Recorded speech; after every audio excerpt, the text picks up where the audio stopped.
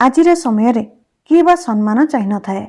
जदि आपण चाहुछंती कि लोक माने आपणकर सम्मान करंतु और आपणक कथार सम्मान करंतु तो आपण निज कथा को शुद्धता और सूक्ष्मतार कहवा शिखंतु। अर्थात आपण जहा कहउचंती ताहा उचित हेबा आवश्यक। आम शब्दर सठिक उच्चारण हेउथिबो और आकर्षण हेबा उचित।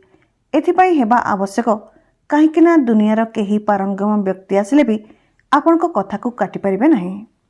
लंबा समय जाए एमिति कले आपणक कथा एकदम पत्थरर गार हो जाए और लोक माने आपणक कथार विश्वास करने को लगती कि आपण कहिसंती माने एकदम सठिक ही होइथिबो। सम्मान तांको मिलथाए जहा उपरे लोकंकर विश्वास होइथाए। जदि आपण चाहुचंती कि लोक माने आपणक उपरे विश्वास करंतु और सम्मान करंतु तो सर्वप्रथमे देखाई हेबा बंद करंतु और जहा जेमिति अछंती सेमिति ही सामना को आसंतु और सेतिकी ही कथा कहंतु। अधिकांश लोक एही कथार ही माड़ खाई जांती काहेकि ना से जेतिकी नुहंती ताठारु अधिक परफेक्ट इमेज देखैया को चेष्टा करथांती और एथिपाई से एमिति बहुत अधिक काम कहिथांती जहा से निजे करंतु नाही। आउ बहुत किछि भूल से निजे करथांती और दुनिया आगे लुचाई थांती। क्षति एथिरे एहा होइथाय कि केबे ना केबे साथिरे रहुथुवा लोकंकु एहा जणा पड़ी जाए आउ सेतेबेले तांकर आपणक उपरे विश्वास हटि जाए। ताहा अति सामान्य कथा भी होइथाउ। आउ किछि लोक एपरि होइथांती कि से निजे आसी आपणक ठारु प्रस्ताव मागिथांती आउ जेबे आपण तांकु प्रस्ताव देइथांती तो से आपणक बुझेयाको लागि जांती कि एपरि काहेकि करा जाई परिबो नाही ओ आपण तांको परिस्थिति बुझी पारुनांती। जदि एपरि केही व्यक्ति आपणक सामनारे अछंती तो आपण तांकु कोनोसी पेशादार व्यक्ति ठारु प्रस्ताव नेबाको कही चुप हो जांतु। काहेकि ना सामना लोक जहा करिया पई चाहुचंती से प्रथमरु ही निष्पत्ति नेई सारिचंती ओ आपण ठारु केवल मतामत चाहुचंती। जेबे पर्यंत आपण सेही कथा न कहिचंती जे कथा आड़कु से इशारा करथांती सेते पर्यंत से आपणक समय नष्ट करथांती। परिवार और समाज दुईटी जाक सेतेबेले बर्बाद होबाकु लागिथाए जेबे बुद्धिमान मौन और मूर्ख माने कहिबाकु लागिथांती। शब्दर परिसर जदि भल होइथिबो तो संपर्कर नेटवर्क केबे तुटे नाही। समस्तंक उपरे भरोसा करंतु नाही। लोक माने आरंभरु किछि होइथांती आउ परे आउ किछि होइथांती। जीवन साइकेल चलेइबा परि होइथाए। संतुलन रखिया पई आपनको चलिबा जारी रखिबाकु पड़िथाए। एहा भाबिकरी सबुले खुशी रुहंतु कि दुनिया रे आमठारु भी अधिक चिंता करुथुवा व्यक्ति मध्य अछंती। जेउठी अन्य को बुझिबा कठिन हो जाए सेठारे निजको बुझाई नेबा उत्तम होइथाए। काहा उपरे अधिक रुसिबा ठारु अधिक के निज जीवन रे तांको महत्व कम कर दियंतु। एही दुनिया रे केवल धोखा ही शुद्ध मिलिथाए बाकी तो सबुथिरे मिश्रण होइथाए।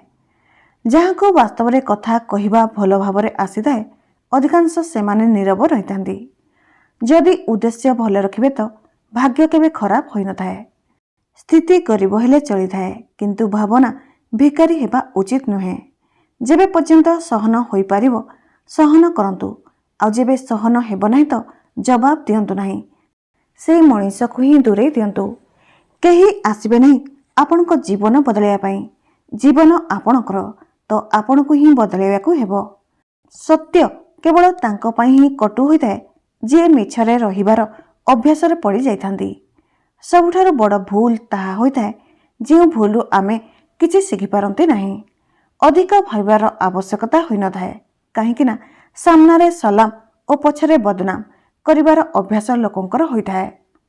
मिठा महू तैयारी करुथुवा महुमाछी भी डंक मारी पारे। एथिपाई सतर्क रुहंतु। बहुत मिठा कहूथुवा लोक भी हानि करि पारे। समय पूर्वरु से संपर्कर खातिर करंतु जे समय साथिरे आपणकर साथ देइथांती। निजर लोक ही सिखाई थांती कि केही आपणार नुहे। खुशी देबा लोक हुए तो निजर होई न थांती किंतु पीड़ा देउथुवा लोक सर्वदा निजर लोक ही होइथांती। केबे हार मानंतु नाही। कोन जणा आपनको आउ गोटे चेष्टा आपनको सफलता आड़को नहीं जाई पारे। किछि लोक हृदय रे कपट मुहरे आदर करंती। एपरि लोक दुनिया रे एही व्यापार करंती। बहुत दोष अन्यठारे बाहर करुथुवा लोक थरे निजर भेट भी आईन रे करिनेवा उचित। बाट और बंधुता ସେତେବେଳେ ଶେଷ ହୋଇଯାଏ ଯେବେ ପାଦ ନୁହେଁ ହୃଦୟ ଥକିଯାଏ। ସ୍ୱାର୍ଥର କଥା ସମସ୍ତେ ବୁଝିଥାନ୍ତି, କଥାର ଅର୍ଥ କେହି ବୁଝନ୍ତି ନାହିଁ। ଯେବେ ମଣିଷର ଆବଶ୍ୟକତା ବଦଳି ଯାଇଥାଏ ତ ତାଙ୍କ କଥା କହିବାର ଶୈଳୀ ବି ବଦଳି ଯାଇଥାଏ। ଶ୍ୱାସର ଅଟକି ଯିବା ହିଁ ମୃତ୍ୟୁ ହୋଇନଥାଏ, ସେ ବ୍ୟକ୍ତି ବି ମରିଯାଇଥାଏ ଯିଏ ଭୁଲକୁ ଭୁଲ କହିବାର ସାହସ ନଥାଏ। ଅଧିକାଂଶ ମିଛ କଥା ଶୀଘ୍ର ପବନରେ ବ୍ୟାପି ଯାଇଥାଏ। ଏଥିପାଇଁ ବହୁତ ସତର୍କ ହୋଇ କୁହନ୍ତୁ।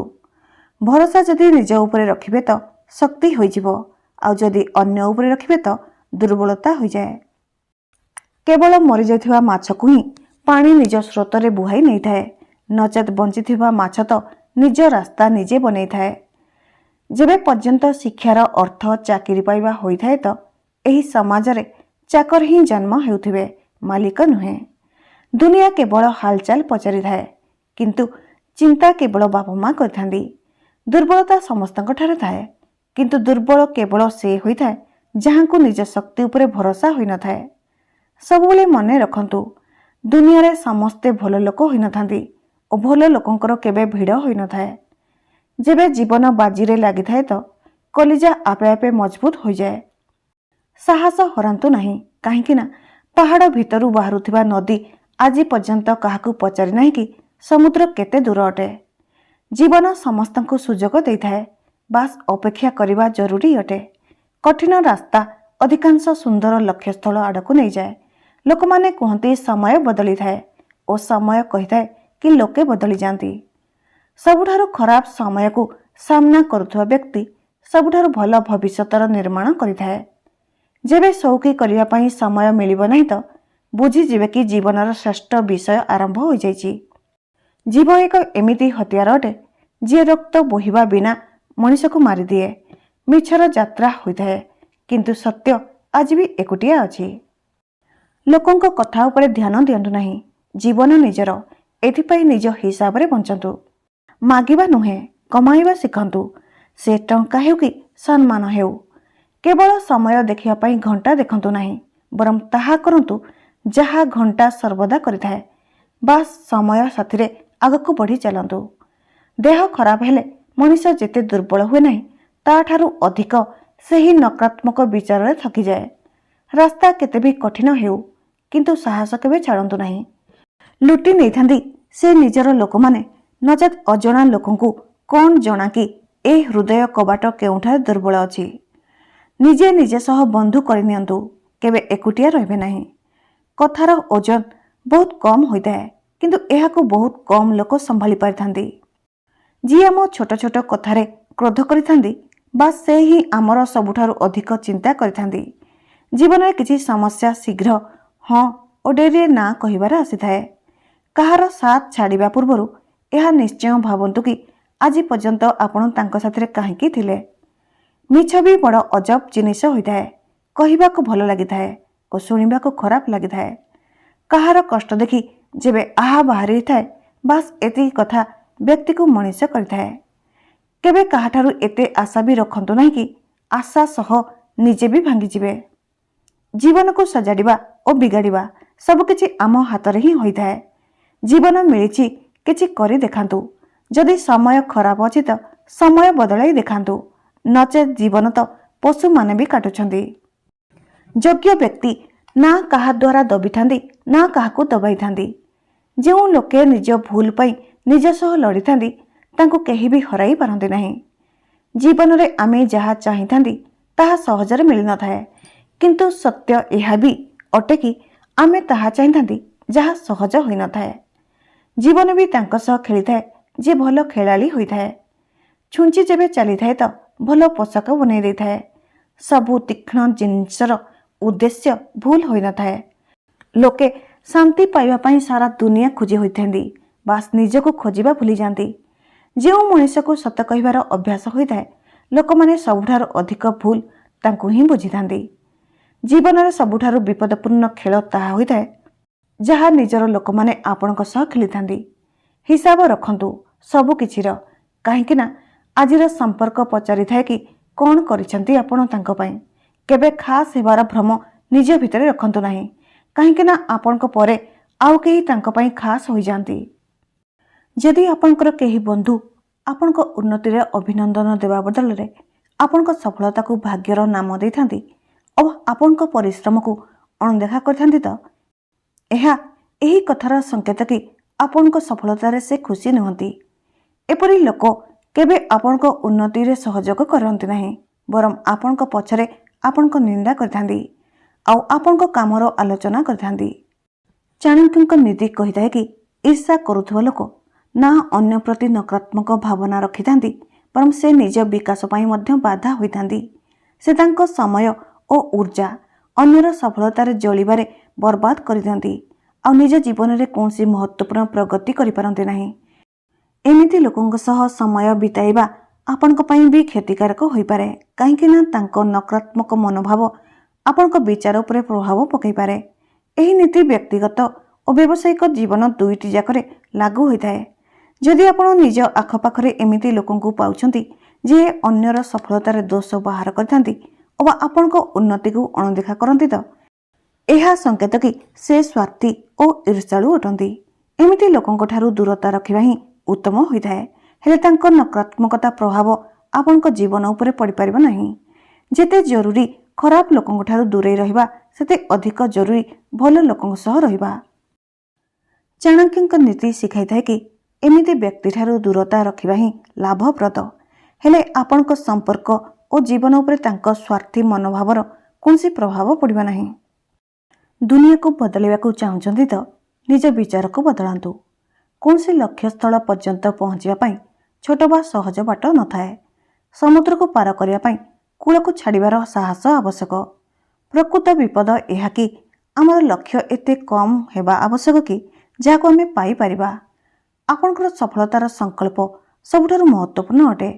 ଏହା ଜରୁରୀ ନୁହେଁ କି ଆପଣ କେତେ ଧୀରେ ଚାଲୁଛନ୍ତି, କେବଳ ଜରୁରୀ ଏହା ଆପଣ ଅଟକି ଯାଆନ୍ତୁ ନାହିଁ। ଏକୁଟିଆ ରହିବା ଭଲ ଖରାପ ଲୋକଙ୍କ ସହ ରହିବା ଠାରୁ। ଏକାନ୍ତପଣକୁ ଅନୁଭବ କରନ୍ତୁ ନାହିଁ, ପୁରା ବ୍ରହ୍ମାଣ୍ଡ ଆପଣଙ୍କ ଭିତରେ ଅଛି। ମାଆର ହୃଦୟ ଛୁଆର ପ୍ରଥମ ବିଦ୍ୟାଳୟ ହୋଇଥାଏ। ସବୁଠାରୁ ଧନୀ ସେ ଯାହାଙ୍କର ସବୁଠାରୁ ଆବଶ୍ୟକତା କମ୍ ଅଛି। କହିବା ପୂର୍ବରୁ ଭାବନ୍ତୁ, କ'ଣ ଏହା ସତ୍ୟ ଅଟେ? କ'ଣ ଇଏ ଦୟାଳୁ ଅଟନ୍ତି? କ'ଣ ଏହା ଆବଶ୍ୟକ? ଆମ ପାଖରେ ଏକ ମୁହଁ ଓ ଦୁଇଟି କାନ ଏଥିପାଇଁ ଥାଏ କାହିଁକି ନା ଆମେ କହିବା ପୂର୍ବରୁ ଅଧିକ ଶୁଣିବା ଆବଶ୍ୟକ। କ'ଣ କୁହାଗଲା ଏଥିପ୍ରତି ଧ୍ୟାନ ଦିଅନ୍ତୁ। କିଏ କହିଲା ଏହା ଉପରେ ନୁହେଁ। ଏକ ରହସ୍ୟ ପାରା ପରି ହୋଇଥାଏ, ହାତରୁ ଚାଲିଯିବ ତ ଉଡ଼ିଯିବ। ଯାହା ମନା କରାଯାଏ ତାହା ହିଁ ପାଇବାକୁ ଇଚ୍ଛା ହୋଇଥାଏ। ଯେବେ ପେଟର କଥା ହୋଇଥାଏ ତ ମସ୍ତିଷ୍କ ହାରିଯାଏ। ଏକୁଟିଆ ସ୍ୱର୍ଗରେ ରହିଲେ କୌଣସି ଲାଭ ନାହିଁ। ଯିଏ ଗରମ ଚାହାରେ ମୁହଁ ଜଳାଇ ଦେଇଥାଏ ସେ ଦହିକୁ ମଧ୍ୟ ଫୁଙ୍କି ଖାଇଥାଏ। ବନ୍ଧୁତାର ପରିଚୟ ସେତେବେଳେ ହୋଇଥାଏ ଯେତେବେଳେ ଆବଶ୍ୟକତା ହୋଇଥାଏ। ଯେଉଁ ଘର ଏକ ହୋଇପାରେ ନାହିଁ ସେ ସ୍ଥାୟୀ ରହିପାରେ ନାହିଁ। ଏମିତି କୌଣସି କାର୍ଯ୍ୟ କରନ୍ତୁ ନାହିଁ ଯେଉଁଥିରେ କ୍ଷମା ମାଗିବାକୁ ପଡ଼ିପାରେ। ଆଜିର ଭିଡ଼ିଓଟି ଆପଣଙ୍କୁ କିପରି ଲାଗିଲା କମେଣ୍ଟରେ ଜଣାନ୍ତୁ। ଭିଡ଼ିଓକୁ like, comment, share and subscribe କରନ୍ତୁ। ଧନ୍ୟବାଦ। ନମସ୍କାର।